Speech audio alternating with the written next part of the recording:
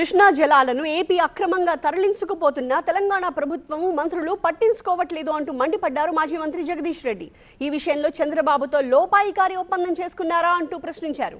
AP నీటి దోపిడీ KRMB లెక్కలతో తేలిపోయింది అన్నారు. దీనిపై ప్రజలకు కాంగ్రెస్ ప్రభుత్వం సమాధానం చెప్పాలని డిమాండ్ చేశారు.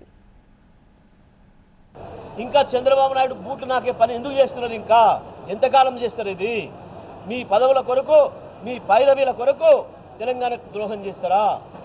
కృష్ణా పరివాహక ప్రాంత ప్రజలకు, రైతాంగానికి ద్రోహం చేస్తారా? దేని కొరకు జరుగుతుంది ఇది? ఉత్తమ్ కుమార్ రెడ్డి ఉత్త కోతలు చాలా మాట్లాడినావు. కేసీఆర్ 38 ఒప్పుకుండు, 39 ఒప్పుకుండు, మనకు నష్టం జరిగిపోయింది, రాసిచ్చిండు అని మాట్లాడినావు.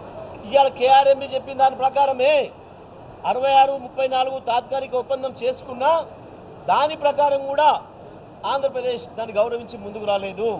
కేసీఆర్ ఉన్నంత కాలం 34% పైగా నీళ్లను వాడిండు. ఏమండి, ఇప్పటి నుంచి నాకు ఇంటి పనిలో కొంచెం ఎక్కువ హెల్ప్ చేయండి. ఎందుకు? నీకు జాబ్ దొరికిందా?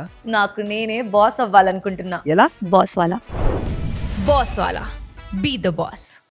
38, 39% నీళ్లను కూడా వాడిండు అనే విషయం లెక్కలతో సహా స్పష్టంగా చెప్తుంది కేఆర్ఎంబీ.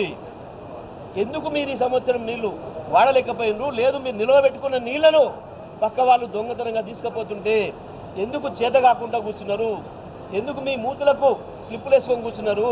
మూతులకు ప్లాస్టర్లు వేసుకొని ఎందుకు కూర్చున్నారు? సమాధానం చెప్పాలి ఇవాళ తెలంగాణ ప్రజలకు మీరు.